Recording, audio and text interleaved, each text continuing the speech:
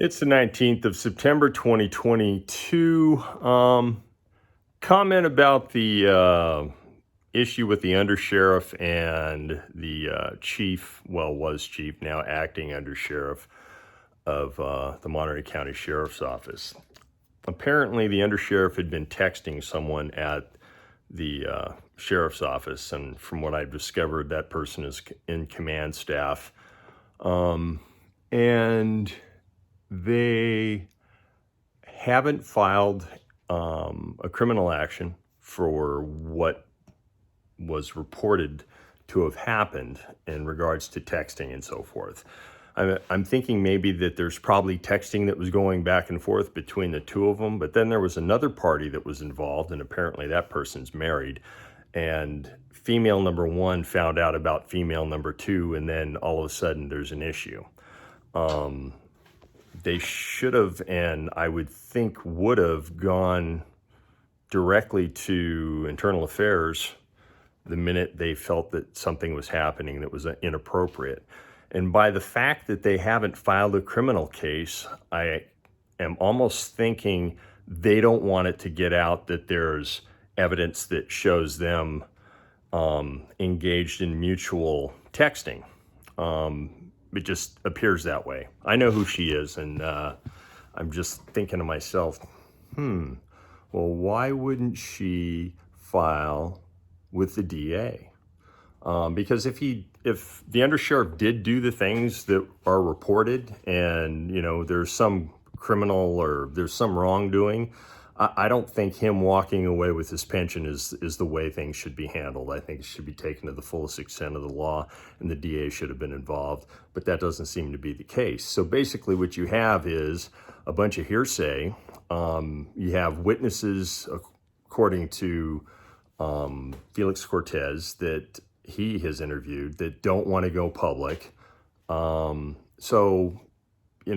kind of like the witch hunts that we heard in the last 4 years about Trump, 6 years, that, Russia, and, all these things that people do, and it's always based on an anonymous source. So you don't have a source coming forward, and even at the Civil Rights Department, nobody's come forward and given their name and putting their name on any of this, and nobody's asked the question, was there mutual exchange among the parties that were involved on both sides? Or was it just the undersheriff that was sending whatever type of inappropriate text messages that he was sending? I don't have any dogs in this hunt because, one, I don't like the now acting undersheriff. I have my issues with him. We've never personally met, but some of the things that I've experienced in the past, just I don't appreciate him very much. I've only seen the undersheriff once in public. I didn't talk to him. I passed him in a grocery store.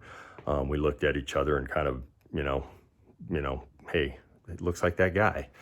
But the people involved have their reasons for not taking it any further. And then the very nature of a personnel issue leaves everything's in limbo, because you're never going to find out exactly what happened, because they're protected under, the employee rules and, things that the unions have set up to protect people that are working for the departments. Anyways, until somebody comes forward and goes public with whatever they have to say, it's basically a hearsay case. But you have people like Royal Calkins and Sarah Rubin trying to make hay out of it, as it's the good old boy network. I can see how you might say that, because the chief deputy of admin has now been promoted to undersheriff, acting undersheriff, and I don't know why Burnell would do that with only a few months left in the term. Why even fill the spot, and why give it to a guy who may have screwed up himself and not handling this whole situation in a better way? So unless you can show me the text, let's see the evidence, put it on the table, and convict somebody to the fullest extent of the law. And why isn't the DA doing that? Peace out.